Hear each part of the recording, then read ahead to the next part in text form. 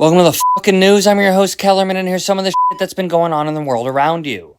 In the United States, Hurricane Helene has been slamming the East Coast for the past few days, moving up from Florida through Georgia and up into North Carolina and Tennessee, flooding literally everything.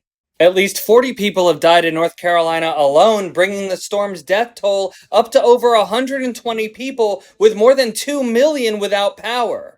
A fire at a chemical plant in Georgia forced more than 17,000 people to evacuate and 90,000 people to shelter in place. Those restrictions have been lifted since the time of this recording, but that's still fucked up. Also in Georgia, a judge has overturned the state's 6-week abortion ban, or heartbeat law, calling it unconstitutional. Dock workers will begin striking at U.S. ports along the east and Gulf coasts tomorrow, something that hasn't been done in almost 50 years and costs the economy billions of dollars a day. And Vice President nominees J.D. Vance and Tim Walz debate tomorrow, so make sure you're following me on Substack for live chats and maybe even a live watch-along. And, if you give a shit. Welcome to the fucking news. I'm your host, Kellerman, and there's a bunch of shit going down in the Middle East that you should probably be aware of. The Houthis in Yemen have claimed responsibility for missile and drone attacks in Israel and on ships in the Red Sea, including U.S. naval ships. The U.S. and Israel have responded, striking multiple military sites across Yemen, killing at least 4 people and destroying munitions. Since last week, not for the first time of course, but since last week, Israel and Lebanon have been trading increasingly large airstrike attacks, with Israel reportedly killing at least 7 high-ranking Hezbollah leaders and a Hamas leader who was staffed at the UN body for Palestinian refugees. And now today, October 1st, Israel has launched a ground assault into Lebanon while continuing to bomb Beirut, and there's talk of Iran launching ballistic missiles into Israel in response to all of this. Welcome to the fucking news. I'm your host, Kellerman, and here's some of the shit going on in the world today. In Thailand, a school bus crashed and caught fire, killing 20 children and 3 school teachers. 18 children survived, as did the driver, who reportedly fled the scene. In the United States, former President Donald Trump visited Georgia a few days ago with Franklin Graham to deliver relief supplies in the wake of Hurricane Helene. And then today, current President Joe Biden visited North Carolina, while Vice President/presidential candidate Kamala Harris visited Georgia with relief supplies. The death toll from Hurricane Helene has been raised to over 180 people, and 1.1 million people are still without power on the East Coast.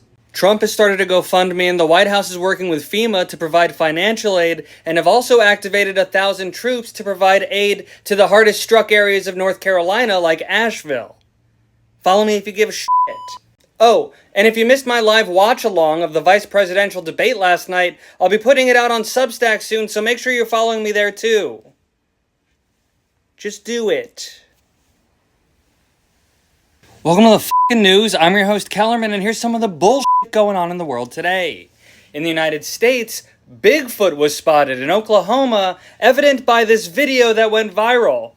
Just kidding, Bigfoot doesn't fucking exist.